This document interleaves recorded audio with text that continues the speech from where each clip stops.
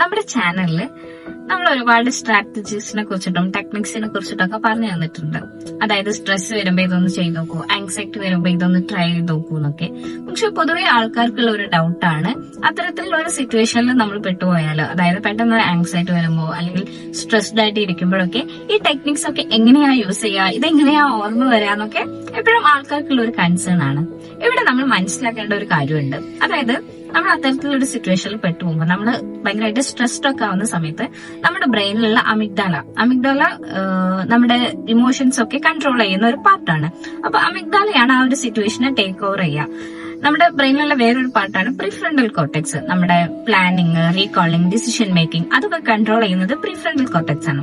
അപ്പൊ ഇത്തരത്തിലുള്ള ഒരു സിറ്റുവേഷനിൽ അമിഗ്ഡാല ആ ഒരു സിറ്റുവേഷനെ ടേക്ക് ഓവർ ചെയ്യുകയും പ്രീഫ്രണ്ടൽ കോർട്ടെക്സ് ഒരു ഓഫ്ലൈൻ മോഡിലോട്ട് പോവുകയും ചെയ്യും.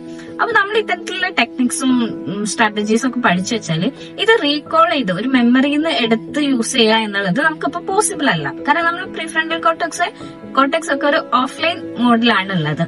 സോ ഇവിടെ നമുക്ക് ചെയ്യാൻ പറ്റുന്ന ഒരു കാര്യം എന്താണെന്ന് വെച്ചാല് നമ്മുടെ ബോഡീനെ ട്രെയിൻ ചെയ്യിപ്പിക്കാന്നുള്ളതേ പറ്റുള്ളൂ. അപ്പൊ നമ്മളൊരു ലോ ആങ്സൈറ്റി മൊമെന്റ്സിലായിരിക്കുമ്പോൾ, ലെസ് സ്ട്രെസ്ഡ് ആയിട്ടുള്ള സിറ്റുവേഷനിലൊക്കെ ആയിരിക്കുമ്പോൾ നമ്മൾ ബോഡീനെ ഈ ഒരു സ്ട്രാറ്റജീസും ടെക്നിക്സും ഒക്കെ പഠിപ്പിച്ച് കൊടുത്തിട്ടുണ്ടായിരിക്കണം. അപ്പോഴേ അതൊരു ഓട്ടോമാറ്റിക് പ്രോസസ്സിലോട്ട് ഇത് വരികയും ഭയങ്കര സ്ട്രെസ്ഡ് ആയിട്ടുള്ള ഒരു സിറ്റുവേഷനിൽ, പെട്ടെന്ന് ആങ്സൈറ്റി വരുന്ന ഒരു സിറ്റുവേഷനിലൊക്കെ നമുക്കത് യൂസ് ചെയ്യാനും പറ്റുള്ളൂ. ഇപ്പോ there are so many examples for that.